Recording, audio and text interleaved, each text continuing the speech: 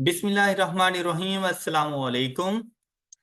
Previous lecture में example number 9 को हम लोगों ने डिस्कस किया था एंड आई होप के एग्जांपल नंबर 9 आप सब बच्चों को बहुत अच्छे तरीके से समझ आ गई होगी। आज के लेक्चर में हम लोग डिस्कस करेंगे सीवीपी एनालिसिस में एग्जांपल नंबर 10। एग्जांपल नंबर 10 की रिक्वायरमेंट देंगे, कहते हैं compute selling price per unit of FGH for the next year. मतलब अब हमारे पास काफी सारी डाटा में चेंजेस वगैरह होंगी। उन चेंजेस को अकाउंट फॉर करने के बाद हम अपने जो यूनिट्स प्रोड्यूस कर रहे हैं तो उनको कौन सी अमाउंट पर जाकर सेल करें। इससे पहले क्या होता था कि मोस्टली सेलिंग प्राइस हमें बता दी जाती थी, लेकिन अब क्या है, सेलिंग प्राइस पर यूनिट हमसे पूछ ली गई है। अब क्या डाटा को देखते हैं। Fine limited is involved in manufacturing and distribution of various consumer products. Following information pertains to one of its products, FGH, for the year ended 31st December 2020. अब देखिए सेल्स कितने यूनिट सेल किए, 500,000 number of unit cell किए, उनसे कितना revenue generate किया, 56 million का हम लोगों ने जाके रेवेन्यू जनरेट। तो यहां से वैसे हम लोग selling price per unit determine कर सकते हैं कि वो इन ईयर 2020 में क्या सेलिंग प्राइस चार्ज करता था, इसका हमें आइडिया हो सकता है। तो 56 divided by 500, the answer is 112। एक यूनिट की प्राइस हमारे पास थी 112 रुपए। नेक्स्ट देखो, मटेरियल आ गया हमारे पास, स्किल्ड लेबर आया, सेमी स्किल्ड लेबर है, प्रोडक्शन ओवरहेड है और साथ में ग्रॉस प्रॉफिट। अब यहां पर अगर बात करें ना तो मटेरियल ₹30 पर किलोग्राम। अब ये जो मटेरियल होती है वेरिएबल कॉस्ट होती है, जितने नंबर ऑफ यूनिट ज्यादा बनाएंगे उतनी इसकी कॉस्ट भी हमारे पास ज्यादा हो जानी है। लेकिन 1 किलोग्राम मटेरियल हमें ₹30 का पड़ता है। टोटल मटेरियल हम लोगों ने कितना अप्लाई कर दिया, 22.5 मिलियन का। लेकिन ये 22.5 मिलियन का मटेरियल हम लोगों ने यूज किया to produce 500,000 number of units. Am I right? और 1 किलोग्राम की वैल्यू आ रही थी ₹30।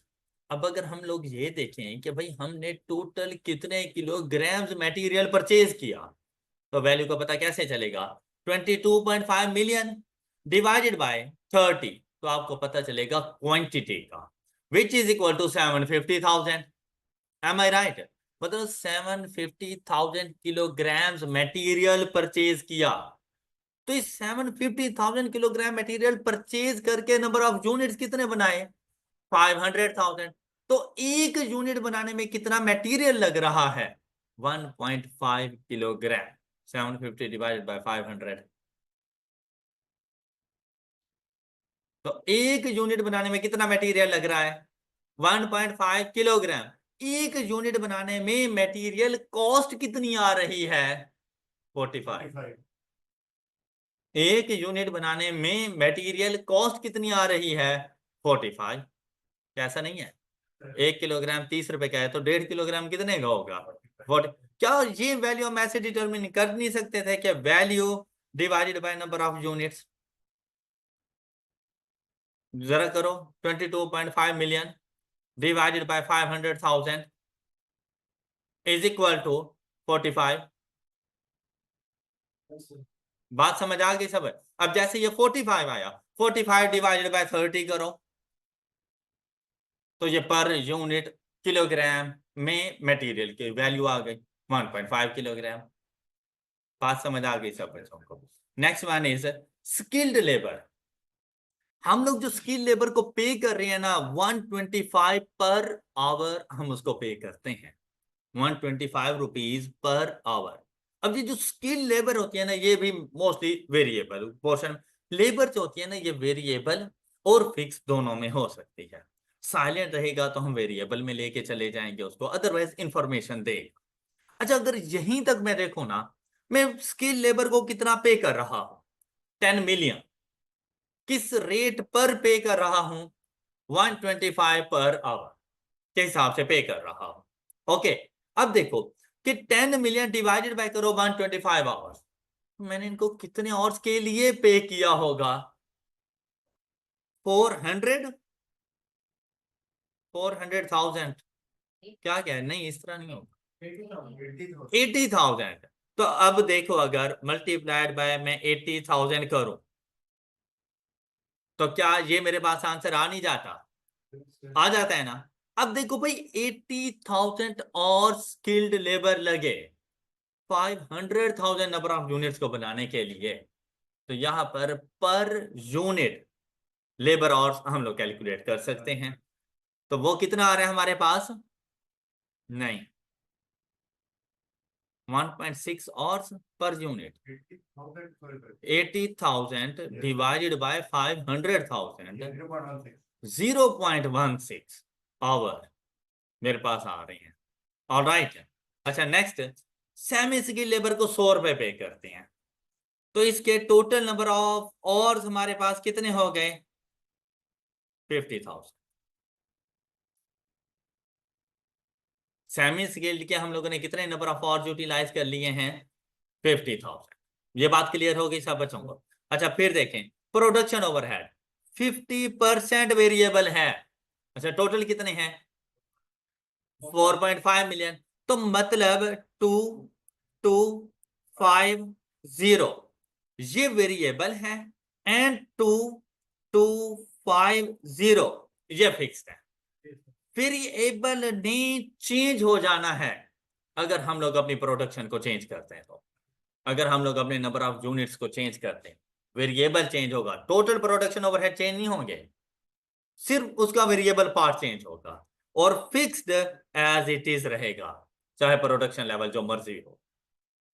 मटेरियल चेंज हो जाता है, लेबर की वैल्यू चेंज हो जाएगी, वेरिएबल कॉस्ट है ना, प्रोडक्शन ओवरहेड वेरिएबल पोर्शन वो चेंज होगा लेकिन फिक्स ने चेंज नहीं।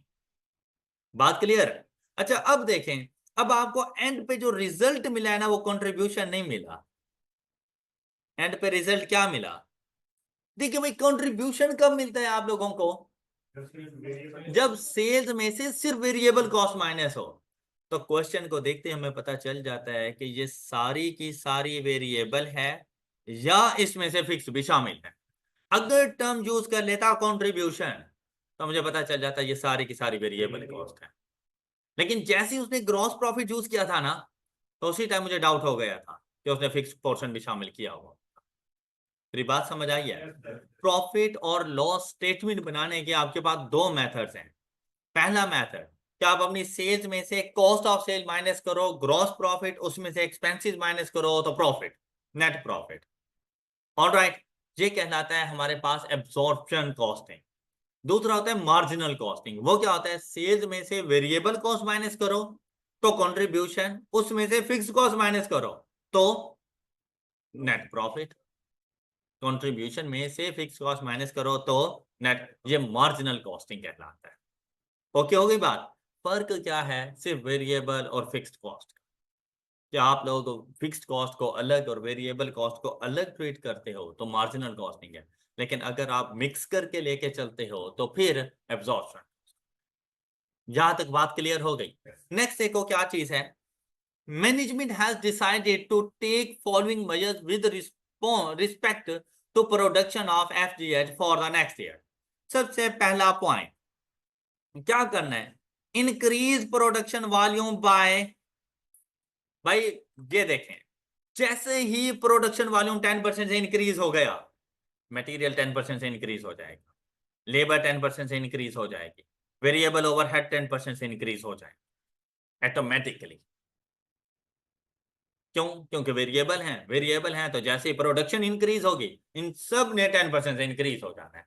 मतलब हर किसी की वैल्यू को आप लोगों ने जाकर मल्टीप्लाइड बाय 110% कर देना है, मतलब 1.1 हर किसी की वैल्यू।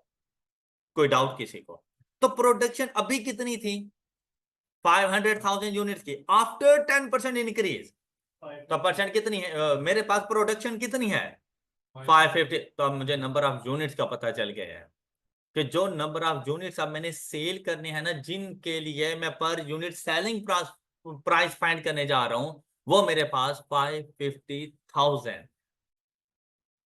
बात क्लियर हुई है ये। तो प्रोडक्शन इंक्रीज करेंगे तो मेरे पास ये लेवल कितना बन जाएगा,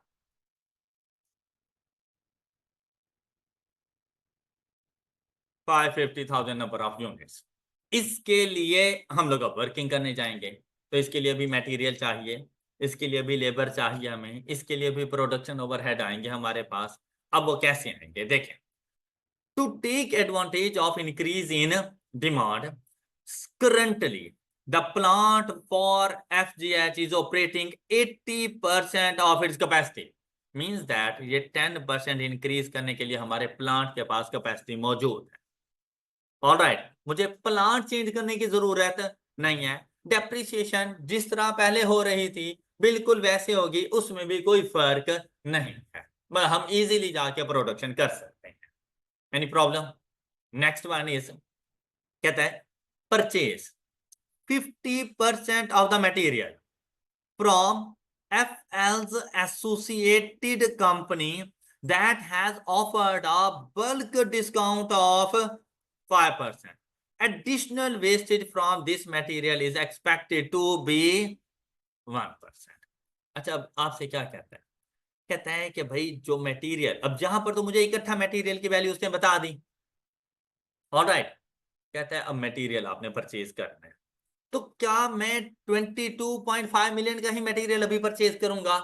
तो आंसर है नो, मैं सेम मटेरियल नहीं परचेज करूंगा, मैं इस मटेरियल के और 10% से इंक्रीज करूंगा, तब मुझे उतना मटेरियल परचेज करना है। लेकिन अब उस मटेरियल का भी कहता है 60% आपने हमारी एसोसिएटेड कंपनी से लेना है। मैं इस टोटल को मल्टीप्लाइड बाय 1.1 या 110%, फिर उसका लूंगा मैं 60%, उसका लूंगा, और वो 60% जाके मैंने परचेज करना है अपनी एसोसिएटेड कंपनी से, जो कि मुझे 5% डिस्काउंट देगी। मतलब 100 रुपए का मटेरियल उसने 95 रुपीज में देना है, तो उस वैल्यू को मल्टीप्लाई करूंगा 95% के साथ। बात क्लियर आई? अच्छा, जब 95% से मल्टीप्लाई करूंगा तो उन्होंने कहा है कि 1% की वेस्टेज भी है। तो जब 1% की वेस्टेज है हमारे पास, तो मतलब वेस्टेज के बाद तो जो मटेरियल मैं यूज कर रहा हूं वो 99% है। 100 रुपीज का अगर मटेरियल मैं लूं, 1% की वेस्टेज हो जाए, तो यूज तो मैं 99% कर रहा हूं।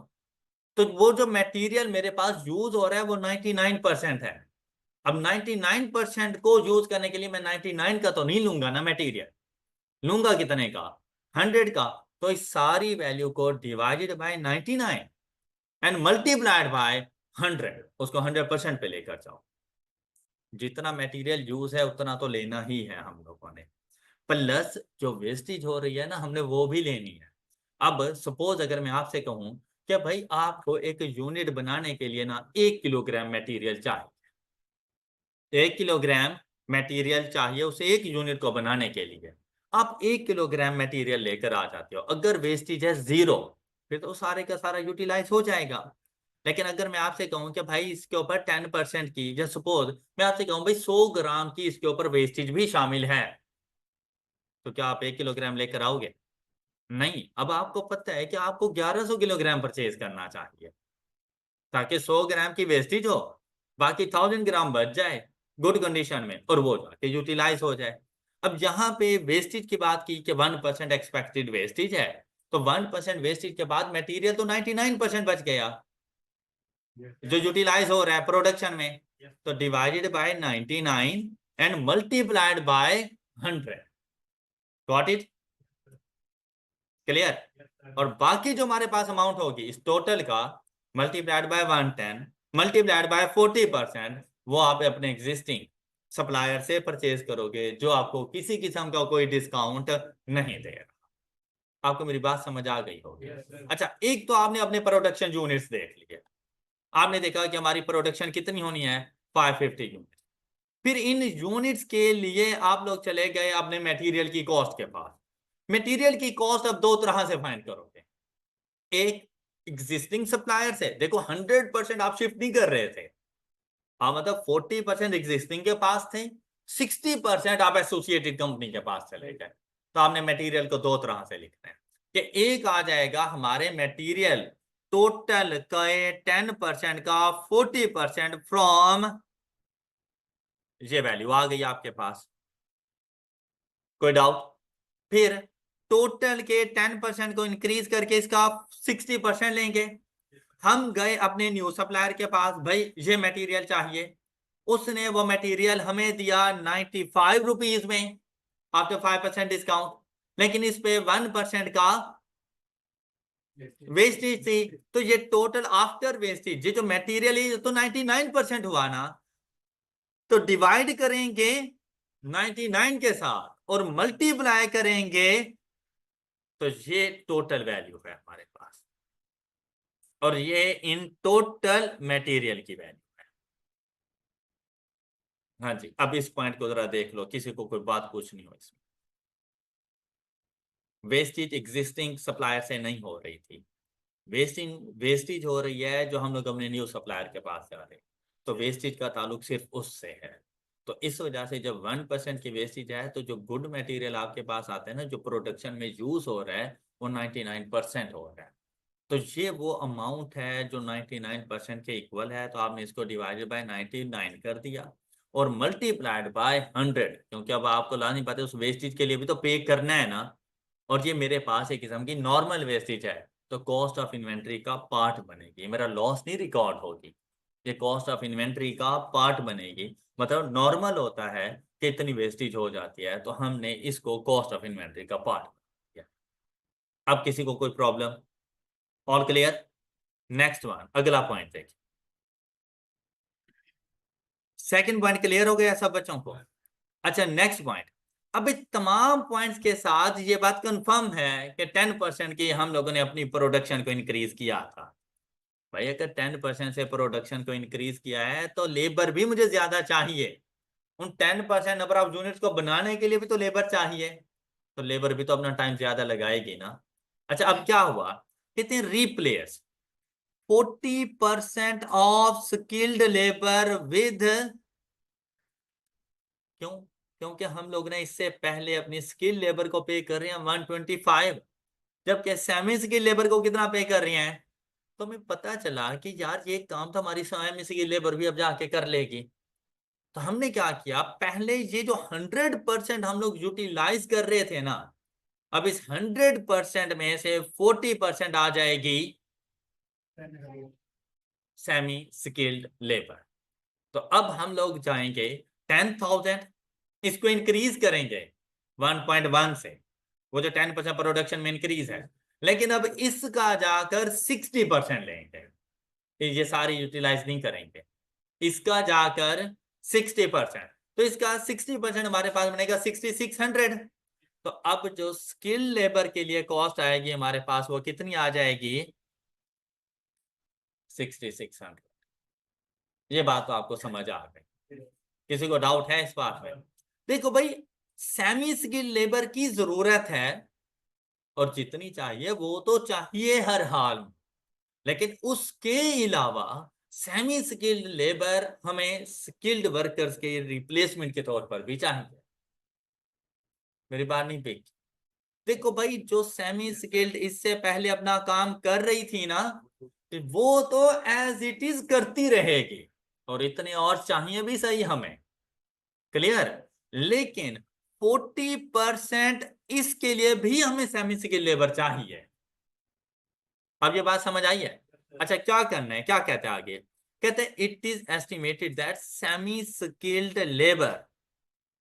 अब देखो, एक स्किल्ड पर्सन जो काम आपका कर सकता है ना, उसको 30 मिनट्स के अंदर, सेमी स्किल्ड उसको 30 मिनट्स में नहीं करे, उसको टाइम ज्यादा लगाना पड़ेगा। हो सकता है वो 40 मिनट्स में करे, 45 मिनट्स में करे, तो उसको टाइम ज्यादा लगता है।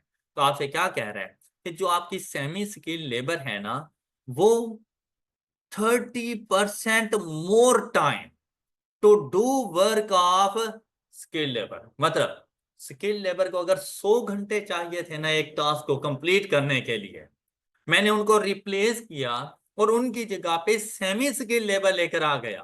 तो मैं अगर स्किल्ड को 100 आवर्स के लिए पे करता था ना, तो मैं सेमी स्किल्ड को 130 आवर्स के लिए पे कर। अब बात समझ आ गई होगी? 30% एक्स्ट्रा टाइम लेगा, तो पे भी तो ज्यादा करना पड़ेगा ना मुझे उसको। क्लियर हो गई बात? फिर क्या कहता है, कहते हैं इम्पैक्ट ऑफ इन्फ्लेशन। अच्छा, इस चीज को अब आगे रहने दो, मेरे also want to maintain the same gross, ठीक है। अभी के लिए हम लोग सिर्फ इसको यहीं तक देख रहे हैं। अब हमने देखना है कि भाई हमारे पास skilled and semi skilled labour की टोटल कॉस्ट क्या, skilled and semi skilled labour की टोटल कॉस्ट क्या बनेगी। अब यहां पर देखें, सबसे पहली चीज तो हमारे पास आ गई कि भाई 10,000 के 10% का 60%, वो हम लोगों ने जाके स्किल्ड लेबर को रखा। उसके अलावा अब भाई आपने 10,000 का नहीं लेना, अब आपने लेना है टाइम, टाइम इन आवर्स। मेरे पास 10,000 के मुताबिक टोटल टाइम कितना रिक्वायर्ड था, 10,000 डिवाइडेड बाय 125, आंसर आ गया 80, 80 आ गया। अच्छा 80 का 60% इधर यूटिलाइज हो चुका है, गॉट इट, मल्टीप्लाइड बाय 110%। तो बाकी कितना बच गया, 80 का पहले हम लोग मल्टीप्लाई करेंगे, प्रोडक्शन में इंक्रीज है तो टाइम में भी इंक्रीज है 110, फिर मल्टीप्लाई करेंगे 40। ओके, अब ये वो और्स हैं जो स्किल्ड लेबर ने यूटिलाइज करने थे और उसकी जगह पे कौन आ रही है, सेमी स्किल्ड। ये और आप मुझे बता सकते हैं कितने बन रहे हैं, 35,200। आप 80 के साथ आपने किया होगा ना, 35,200 और स्किल्ड लेबर के हैं जो कि आएगी सेमी स्किल्ड, लेकिन उसने इतना टाइम नहीं लगाना, उन्हें 30% मोर टाइम लगाना है। तो बेसिकली इसको मल्टीप्लाइड बाय 130, 1.3, मतलब इसको मल्टीप्लाइड बाय 1.3, तो कितने और बन जाएंगे, 45,760। ये वो और्स हैं जो सेमी स्किल्ड लेबर को चाहिए स्किल्ड लेबर के काम को कंप्लीट करने के लिए। बात क्लियर हुई है? अच्छा, मैं बात इन रुपीस अब नहीं कर रहा, मैं बात इन आवर्स कर रहा। इतने घंटे, इतना टाइम चाहिए, इतने रुपीस नहीं, इतना टाइम चाहिए। देखो मैंने 10,000 को नहीं लिया, मैंने किसको लिया, टाइम को लिया है, आवर्स को लिया। ये बात समझ आ गई सब बच्चों को? अच्छा अब देखो भाई, स्किल्ड लेबर को अपना काम करने के लिए तो टाइम चाहिए ना, स्किल्ड लेबर को अपना काम करने के लिए कितना टाइम चाहिए, 50,000। भाई अपना काम तो वो अपने ही टाइम पर करेगी ना, सिर्फ उसमें क्या है, प्रोडक्शन इंक्रीज है तो टाइम भी इंक्रीज है। प्रोडक्शन में इंक्रीज कितना है, 10%, तो टाइम में इंक्रीज 10%, तो टोटल टाइम इसको कितना चाहिए इस काम के लिए, टोटल सेमी स्किल्ड लेबर को कितना टाइम चाहिए,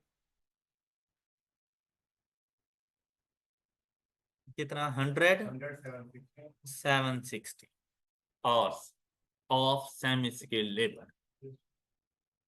बात समझ आई है सबको? अच्छा अब बात करेंगे इन रुपीस में, तो हम उनको कितनी पे कर रहे हैं, तो मल्टीप्लाइड बाय 100, तो ये वैल्यू मेरे पास क्या बन जाएगी, हाँ जी ओके। और जब इसको हम लोग रुपीज इन थाउजेंड लिखेंगे तो ये वैल्यू क्या लिखी जाएगी, 10076। क्या चीज, सेमी स्किल्ड लेबर। और यहां पर देखो,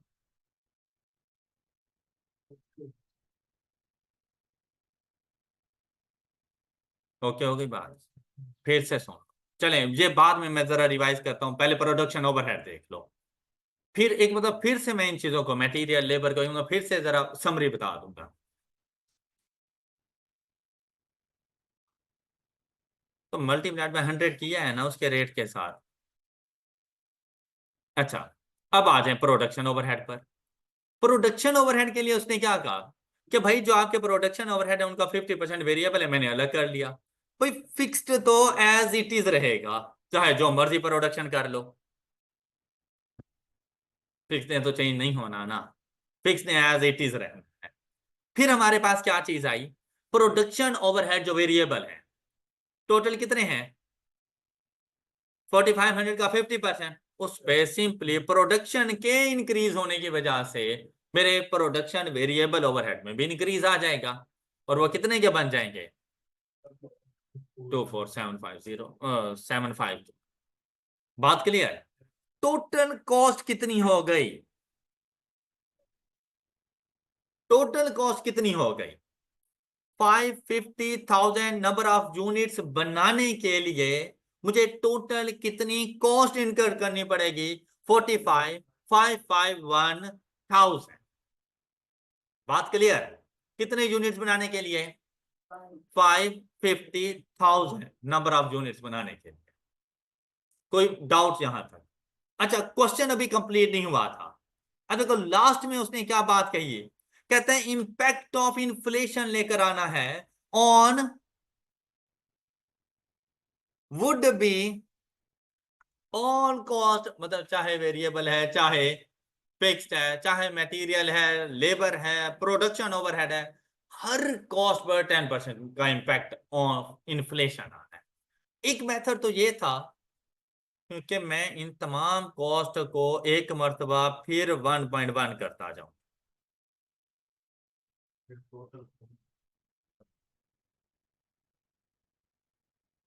ऑल कॉस्ट थी तो उसमें फिक्स भी इंक्रीज होगी।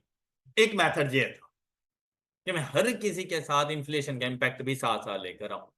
लेकिन जब उसने कहा था, ये उस टाइम पर होता है जब कुछ के साथ इन्फ्लेशन का इंपैक्ट हो, कुछ के साथ ना हो, तब हम लोग ऐसा काम करते हैं। जब उसने कह दिया था ऑल कॉस्ट, तो विदाउट इन्फ्लेशन इंपैक्ट आप सारी कॉस्ट को पहले कैलकुलेट कर लो, एंड पर इसके ऊपर आकर 10% इन्फ्लेशन का इंपैक्ट डाल दो, तो बेसिकली आपकी कॉस्ट ये नहीं है, इसका मल्टीप्लाइड बाय 1.1, तो आपकी कॉस्ट क्या बन जाएगी 45,551 मल्टीप्लाइड बाय 1.1। तो आपकी जो टोटल कॉस्ट है ना वो ये बन रही है कितने यूनिट्स के लिए 550,000 यूनिट्स की जो टोटल कॉस्ट आपके पास आ रही है ना वो ये है। यहां तक किसी को कोई प्रॉब्लम? अच्छा, कॉस्ट का पता चल गया है। अब मैंने जाने सेलिंग प्राइस पर, तो अभी सेलिंग प्राइस पर जाने के लिए भी तो कोई ना कोई हिंट दे मुझे। अब सेलिंग प्राइस कौन सी, क्या cost is equal to total revenue कर दो, ब्रेक इवन पॉइंट की सेलिंग प्राइस, क्या किसी किस्म के कोई प्रॉफिट की सेलिंग प्राइस, कि क्या कोई प्रॉफिट चाहिए तुम्हें? तो अब जरा सो देखते हैं, पूछते हैं भाई इससे, इसने क्या बात कही है। कहता है FL management also wants to maintain the same gross profit margin. देखो कंट्रीब्यूशन मार्जिन नहीं आया, और अच्छी बात है कि नहीं आया है, क्योंकि फिर मुझे फिक्स कॉस्ट अलग और वेरिएबल कॉस्ट अलग करनी पड़ जाती है। ऑलराइट, तो ग्रॉस प्रॉफिट मार्जिन, दिल बाग बाग हो गया कि चले यार ये तो अच्छी बात है। कहते हैं वही ग्रॉस प्रॉफिट मार्जिन रखो जो पहले हम लोग कर रहे थे।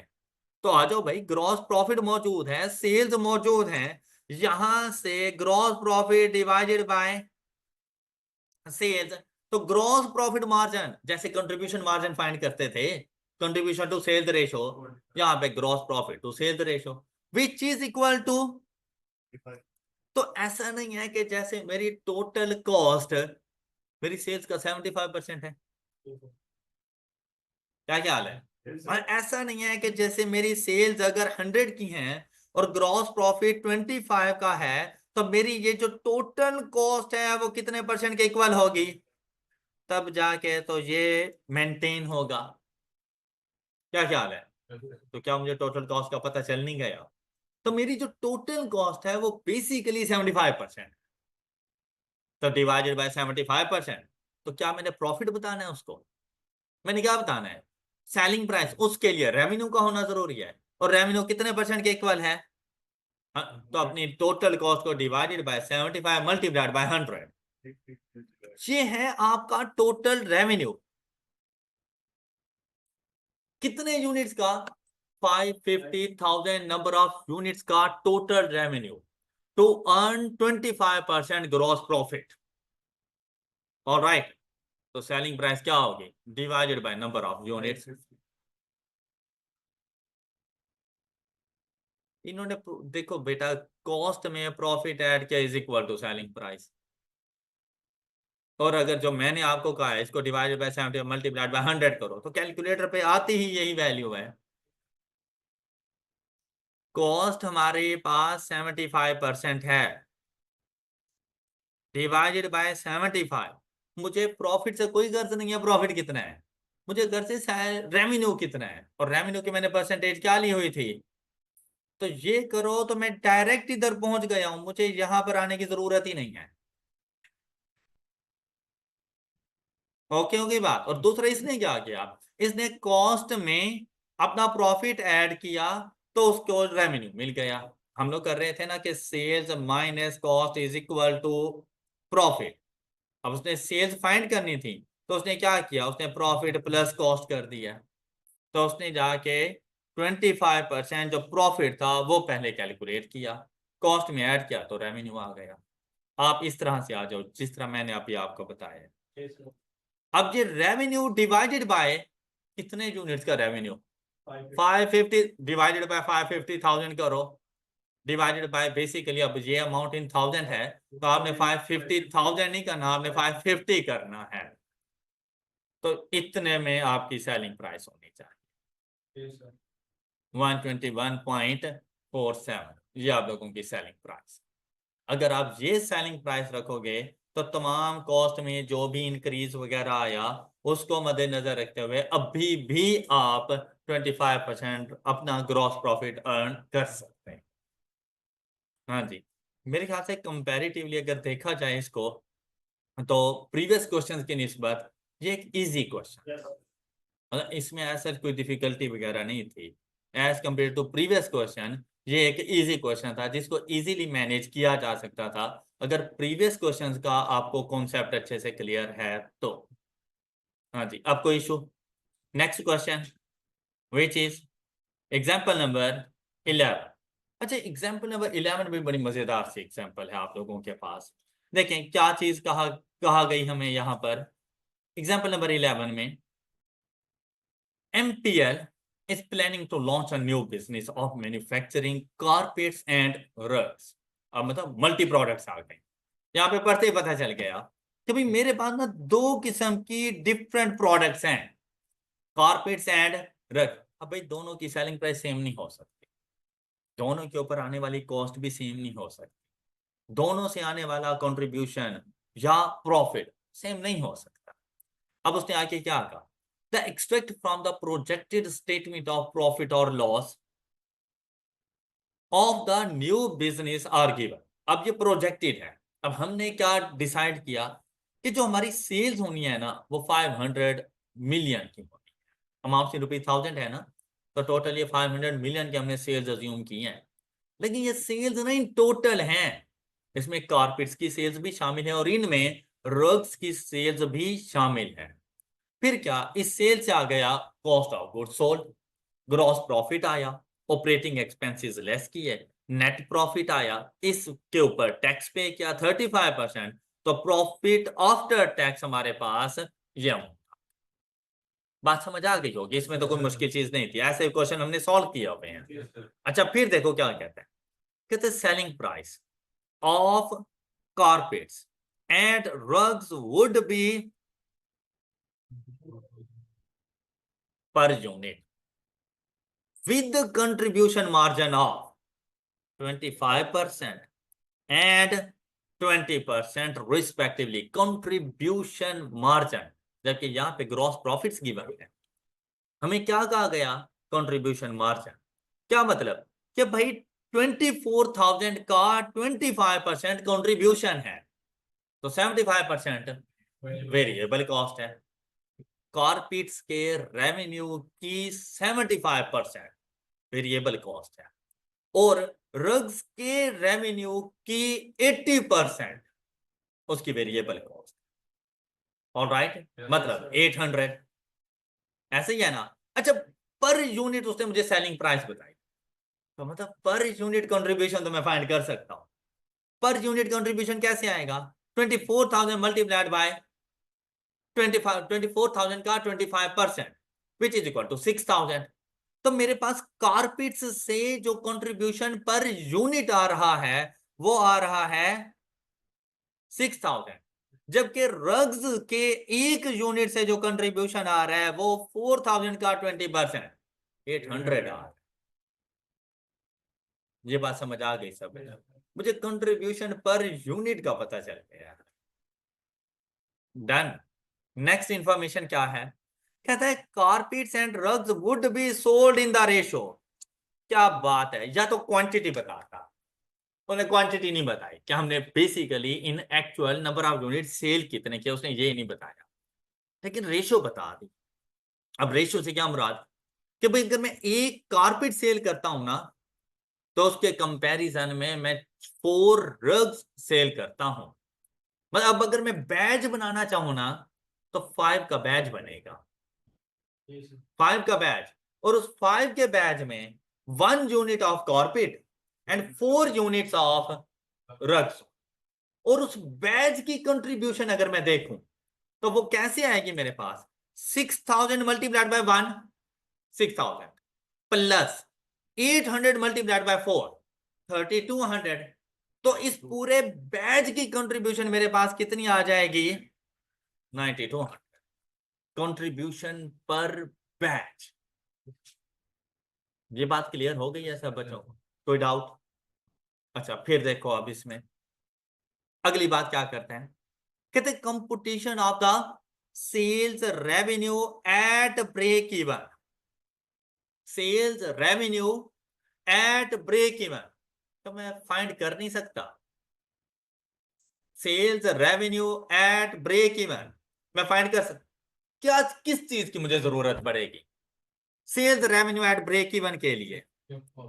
Divided by sales ratio. शाबाश, गुड। लेकिन मेरे पास तो अभी तक कंट्रीब्यूशन है, मेरे पास तो कंट्रीब्यूशन टू सेल्स रेशो है ही नहीं। क्या ख्याल है, क्या मैं contribution to sale ratio find भी नहीं कर सकता? भाई अगर मैंने कंट्रीब्यूशन फाइंड कर लिया है तो अब आप ये देखो कि ये कंट्रीब्यूशन कितने नंबर ऑफ यूनिट्स को सेल करने पर, कितने रेवेन्यू पर मैंने अर्न की होगी। एक यूनिट मैंने सेल किया होगा कारपेट्स का, उससे मुझे कितना रेवेन्यू आया होगा? 24,000 प्लस 4,000 ड्रग्स के कितने यूनिट मैंने सेल किया होंगे, तो मुझे मैंने टोटल रेवेन्यू अर्न कितना किया? 40,000 का रेवेन्यू अर्न करके मैंने कितनी कंट्रीब्यूशन अर्न की? मेरी बात समझ आई है सब बच्चों को? क्लियर है ना? अच्छा अब यहां पर देखें, 9200 डिवाइडेड बाय 40,000, तो मेरे पास कंट्रीब्यूशन टू सेल्स रेशो क्या बन गई? 23%। लेकिन बेटा ये पर यूनिट नहीं है, ये weighted average contribution to sales ratio है। मल्टी प्रोडक्ट्स है ना, मैंने पर यूनिट ये कंट्रीब्यूशन टू सेल्स रेशो नहीं फाइंड की। भाई पर यूनिट तो उसने खुद बताई हुई थी, 25% एंड 20%। मैंने इनकी एवरेज नहीं फाइंड की, वेटेड एवरेज फाइंड की है। क्या वेटेड एवरेज इनकी फाइंड की, तब जाके मेरे पास ये आंसर आया। अब यहां पर देखें तो ये तो पता चल गया कि भाई इसने डिवाइडेड बाय, क्वेश्चन आता है अभी फिक्स्ड कॉस्ट क्या है, जबकि मेरे पास क्या मौजूद है? एड। तो इसे मुझे बताना चाहिए कि इसमें से वेरिएबल कॉस्ट कौन सी है और फिक्स्ड कॉस्ट कौन सी है और कितनी है, तो वहां से जाके मैं फाइंड करूं। क्या ख्याल है? तो जब फिक्स कॉस्ट का पता चल जाएगा तो आंसर आ गया, break even sales in revenue. फिर दूसरा पॉइंट क्या है? In units. तो मतलब मैं यहां से रेवेन्यू फाइंड करूं, उस रेवेन्यू को यूनिट्स में कन्वर्ट करूं, तो ये मेरे पास आ जाएंगे break even units. Am I right? और वहां से अगर मैं जाऊं तो मुझे margin of safety, budgeted sales, तो बेसिकली ये जो रेवेन्यू आया है ना, ये तो प्रॉफिट आ गए ना इसके ऊपर, ये मेरी बजटेड सेल्स है। इनसे मैं नंबर ऑफ यूनिट्स फाइंड करूं। मेरे ख्याल से नहीं समझ आई बात। हो गया है क्लियर? तो पहला मिशन, अब देखो मैं क्या direct margin of safety find कर सकता हूं? नहीं, लाजमी बात है मेरी पहला जो फोकस होगा वो ब्रेक इवन पर जाएगा, ब्रेक इवन सेल्स पर भी और ब्रेक इवन यूनिट्स पर भी। क्यों? क्योंकि margin of safety in units बताना है। क्या ख्याल है? ओके, चलो अब जरा कैलकुलेशंस करते हैं। अब उसने क्या कहा, उसने कहा कि भाई वेरिएबल कॉस्ट। अब बेसिकली यहां पर ना डाटा जरा मिसिंग कर गया है, कोई इंफॉर्मेशन स्किप कर गया, उस इंफॉर्मेशन का जो हमें पता चलेगा ना वो अब क्वेश्चन के सॉल्यूशन को देखकर हमें चलेगा। यहाँ पर डाटा कुछ मिसिंग है, इस वजह से हमें जरा पता नहीं चल रहा कि फिक्स कॉस्ट कौन कौन सी है। अब हम उसके सॉल्यूशन को देखेंगे तो हमें पता चलेगा कि उसने वेरिएबल कॉस्ट कैसे फाइंड किया और उसने फिक्स कॉस्ट कैसे फाइंड किया। चलते हैं जी। इन्होंने क्या किया, इन्होंने ये देखो बात सुनो, सेल्स दे दी 500,000 की, ऑल राइट। अच्छा इन सेल्स का जरा देखना 23% देखना, इन सेल्स का 500 का 23%, ये आ गया। आपने ही तो कहा था कि आप लोगों के पास weighted average contribution to sales ratio कितनी है? 23%। ऐसे ही है ना? तो टोटल सेल्स का 23% आपके पास कंट्रीब्यूशन, तो रिमेनिंग, तो पता चल गया ये वेरिएबल कॉस्ट है और सारी की सारी वेरिएबल कॉस्ट इधर ही है। क्या ख्याल है? अच्छा फिर सुनो, कंट्रीब्यूशन में से फिक्स्ड कॉस्ट माइनस करते हैं तो प्रॉफिट आता है ना? कौन सा प्रॉफिट, बिफोर टैक्स या आफ्टर टैक्स? बिफोर। तो बिफोर टैक्स आपका प्रॉफिट कितना है? 50,000 का। तो कंट्रीब्यूशन आपके पास 115,000 की है, 50,000 का इसके ऊपर आप लोगों को प्रॉफिट आ रहा है, तो उसका जो डिफरेंस होगा वो फिक्स कॉस्ट बन जाएगी। नहीं नहीं, बात समझ आई? तो फिक्स कॉस्ट देखो कितनी बनेगी आप लोगों के पास। देखो मैं आपसे ये कह रहा हूँ 115,000, ये कंट्रीब्यूशन तो आ गई ना, ये बात आपको समझ आ गई। प्रॉफिट देखो आपने कितना अर्न किया था, 50,000, तो ये प्रॉफिट आ गया 50,000। तो आपने फिक्स्ड कॉस्ट कितनी लेस की होगी इसमें से? ये आपकी फिक्स्ड कॉस्ट आ गई है। मेरी बात समझ आई है? अच्छा अब जरा देखना एक minute, cost of goods sold ये जरा लिखो कैलकुलेटर पे, 360,000 प्लस ऑपरेटिंग एक्सपेंसेस ऑफ 90,000। तो प्रॉफिट तक पहुंचते पहुंचते आपके टोटल एक्सपेंसेस कितने हैं? 450,000, ऑल राइट। तो variable cost plus fix cost को भी तो 450,000 होना चाहिए। चेक करो जरा, 385 प्लस 65, 450,000 आ गए हैं। कोई डाउट? फिक्स कॉस्ट का पता चल नहीं गया कितनी से? अच्छा अभी तक इसमें ना कोई चेंज उसने नहीं बताया, हमारी वेरिएबल कॉस्ट में कोई चेंज होगा, हमारी फिक्स कॉस्ट में एज इट इज कोई बात नहीं। तो क्वेश्चन तो बड़ा सिंपल सा था, सिर्फ क्या करना था। आज आप लोग देखो कि भाई इससे पहले जब ऐसी इंफॉर्मेशन होती थी ना, वो आपसे कहता था इतने परसेंट वेरिएबल कॉस्ट है, इतने परसेंट फिक्स कॉस्ट है एंड एटसेट्रा, ये चीजें आपको बताता था। आज उसने आपको कुछ भी नहीं बताया, लेकिन उसके बावजूद आपने उसकी वेरिएबल कॉस्ट भी फाइंड कर ली और फिक्स कॉस्ट भी फाइंड कर ली। क्या आपने ऐसा किया? नहीं। अच्छा फिर देखो नेक्स्ट, तो यहां पर आ गई मेरे पास फिक्स्ड कॉस्ट ऑफ 65,000, तो ब्रेक इवन सेल्स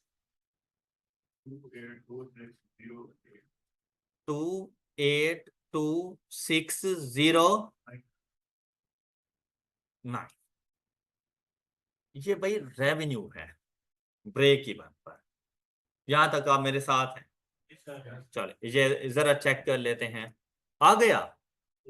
अच्छा जब ऐसे ही चीजें मैच हो रही हों तो वैसे ही खुशी का कोई लम्हा नहीं होता कि क्या बात है यार, चीजें सही चल रही हैं मेरे पास।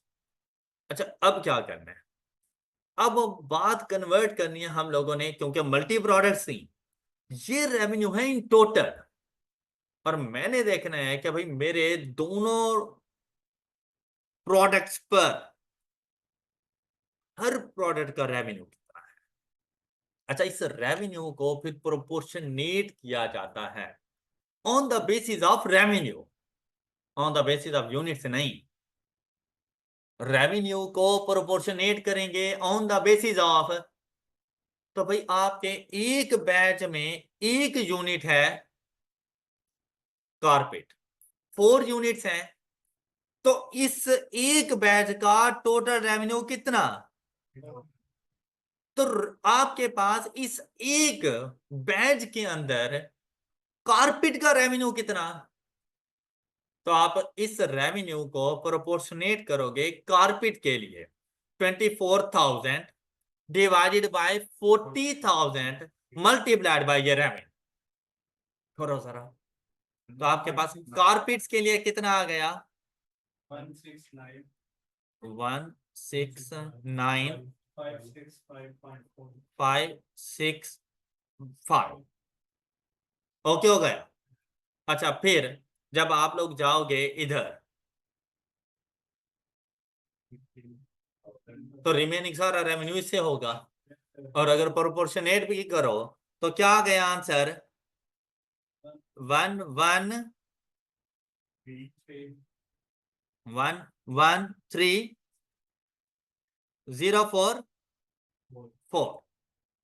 अब ये per unit revenue at break even point है। किसी को डाउट, क्लियर है यहां तक बात।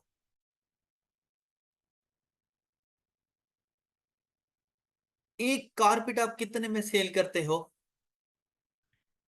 24,000 में। एक रग्स कितने में आप सेल करते हो, ऊपर है टोटल रेवेन्यू, जब रेवेन्यू को divided by per unit sale price कर दूं तो क्या नंबर ऑफ यूनिट्स में नहीं कन्वर्ट हो जाएगा। तो break even point in units for carpet is जी 70, और रग्स के लिए 7.0 ऊपर वाली सारी अमाउंट इन रुपीज 1000 है ना, इधर से डिवाइडेड बाय सिर्फ 24 कर दो, तो ये कुछ इस तरह से आंसर आ जाएगा, 2826 बात क्लियर हो गई। अच्छा, इसको ना यूं भी कैलकुलेट किया जा सकता था, जैसे आपने क्वांटिटी की रेशो फाइंड की थी कि अगर कारपेट 1 हो तो रग्स 4 होंगी, तो अगर कारपेट 7065 है तो मल्टीप्लाइड बाय 4, ओके, तो वो रग्स की वैल्यू बन जाएगी आपके पास। और यहां से भी आपने कैलकुलेट कर दी तो आंसर आ गया ना, यही मैं कह रहा था। Break even point in units पता चल चुका है, तो मार्जिन ऑफ सेफ्टी का भी पता चल सकता है। मार्जिन ऑफ सेफ्टी के लिए क्या, बजटेड सेल्स। अब बजटेड सेल्स के लिए भी ये जो रेवेन्यू था, सबसे पहले इस रेवेन्यू को बिल्कुल ऐसे ही प्रोपोर्शनेट करो। अब इस रेवेन्यू को कैसे प्रोपोर्शनेट करो, ये भी in the form of badges हैं। अब क्या करोगे, 24 डिवाइडेड बाय 40 मल्टीप्लाइड बाय 500,000। तो देखो कारपेट के लिए आपके पास रेवेन्यू की वैल्यू क्या आ जाएगी, कारपेट के लिए रेवेन्यू की वैल्यू क्या आ गई, 300। तो फिर रग्स के लिए, और इनको डिवाइडेड बाय इनकी सेलिंग प्राइस, अब मैं 24,000 लिख रहा हूं, आप लोग डिवाइडेड बाय 24 कर लेना, और इसी तरह डिवाइडेड बाय 4। 12500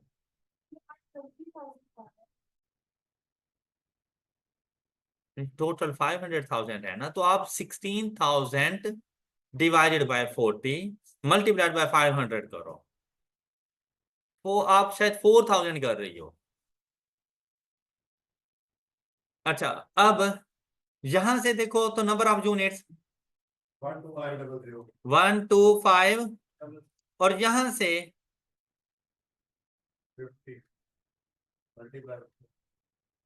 50,000। अच्छा, अब देखो break even sales in units, budgeted sales in units, तो कारपेट्स के लिए margin of safety budgeted sales में से ब्रेक इवन सेल्स माइनस कर दो 5 4 3 5। बात क्लियर। और यहां से देखो रग्स के लिए मार्जिन ऑफ सेफ्टी 21 7 3 9।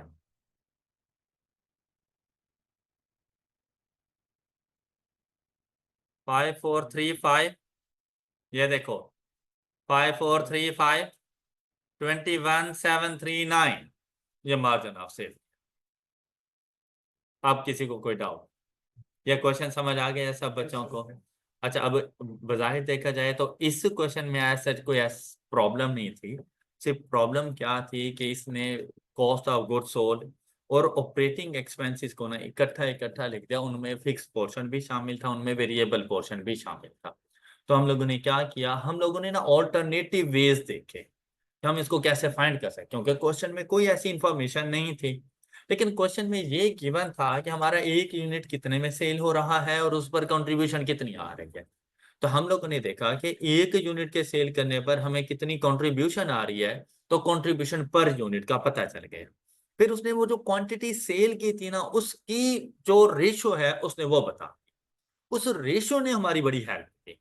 उस रेशो की मदद से हम लोग पहुंचे कि हमारे पास पर बैच कंट्रीब्यूशन क्या आएगी, पर बैच कंट्रीब्यूशन क्या आएगी, और उस बैच का टोटल रेवेन्यू कितना अर्न कर सकते हैं। तो हमें पता चला कि अगर 40,000 का रेवेन्यू अर्न करें ना, तो हमारे पास 9200 की कंट्रीब्यूशन है। वहां से हमें इन total contribution to sales ratio का पता चल गया। when the contribution to sales ratio is 23%। अब उस कंट्रीब्यूशन टू सेल्स रेशो को हमने यूटिलाइज किया, क्योंकि सेल्स का तो हमें पता था कि 500 का 23% मेरी कंट्रीब्यूशन है। तो मैंने 500 का 23% कंट्रीब्यूशन रखी, और जो रिमेनिंग 77% था वो मेरी वेरिएबल कॉस्ट बन गई। तो मुझे सारी अपनी वेरिएबल कॉस्ट का पता चल गया। फिर क्या था, अपनी टोटल कंट्रीब्यूशन 500 का 23% उसको लिया।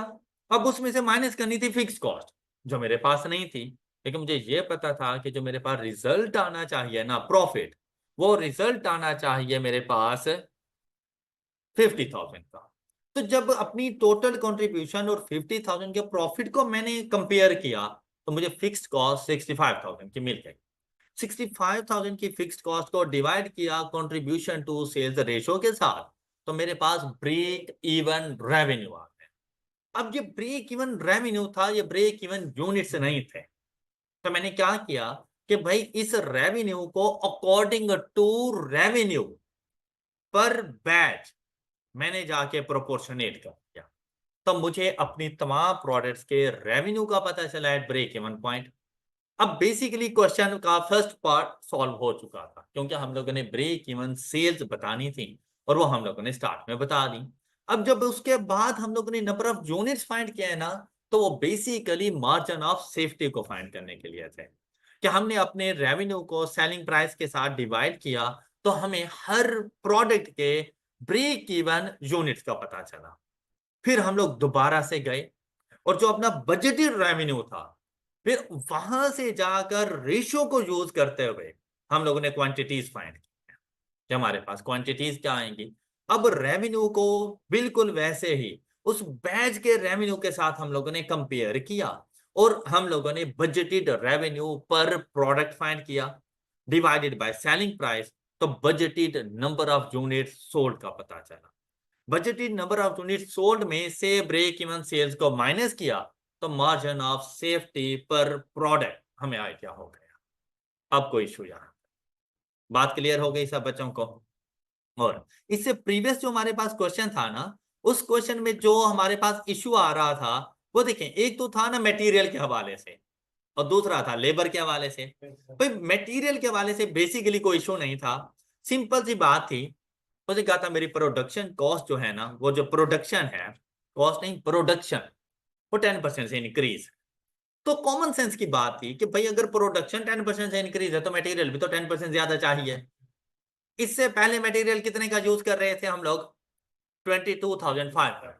हमने इसको मल्टीप्लाइड बाय 10% कर दिया, तो मुझे ना इतना मटेरियल चाहिए। लेकिन उसने कहा कि भाई अब ये मटेरियल एक ही जगह से नहीं आए। आप अपने एग्जिस्टिंग सप्लायर को भी नाराज ना करो, लेकिन आप अपने एग्जिस्टिंग सप्लायर से 40% मटेरियल जाके परचेज करो। टोटल जितना रिक्वायर्ड है उसका अब हमें कितना रिक्वायर्ड था, हमें 22,500 का 110% रिक्वायर्ड था, लेकिन हमने एग्जिस्टिंग से कितना जाके परचेज किया, जस्ट 40। तो उसको जाकर मैंने सिंपली 40% से मल्टीप्लाई कर दिया, तो मेरे पास ये वाला आंसर आ गया कि हम लोगों ने जाकर अपने एग्जिस्टिंग सप्लायर से ये मटेरियल लेना है। फिर हमने कहा कि भाई रिमेनिंग 60 का क्या करना है, तो ये रिमेनिंग 60 ये देखो यहां तक एज इट इज। उसने कहा इसके लिए चले जाओ मेरे दोस्त के पास और वो आपको ये मटेरियल 5% डिस्काउंट पर देगा। तो हमने इसको मल्टीप्लाइड बाय 95 कर दिया। लेकिन वो मटेरियल दूर से आना था या क्वालिटी में हल्का था, तो उसमें ना 1% की वेस्टेज हो रही थी। ऐसे समझ लें जैसे ट्रांसपोर्टेशन में 1% की वेस्टेज थी, तो हम तक तो 99% पहुंचता है। तो हमने उसको डिवाइडेड बाय 99 और मल्टीप्लाइड बाय 100 किया, तो हमारे पास ये टोटल वैल्यू बन गई। ओके, फिर आ गए लेबर की तरफ। अब लेबर से ना हमें पता चला कि भाई पहली बात तो सिंपल सी थी, अगर स्किल लेबर वाली कोई बात ना करता कि स्किल लेबर को रिप्लेस करना है, तो बात बड़ी सिंपल सी थी कि मैं 10,000 मल्टीप्लाइड बाय 110% कर और मेरे पास स्किल लेबर की वैल्यू का पता चल जाता।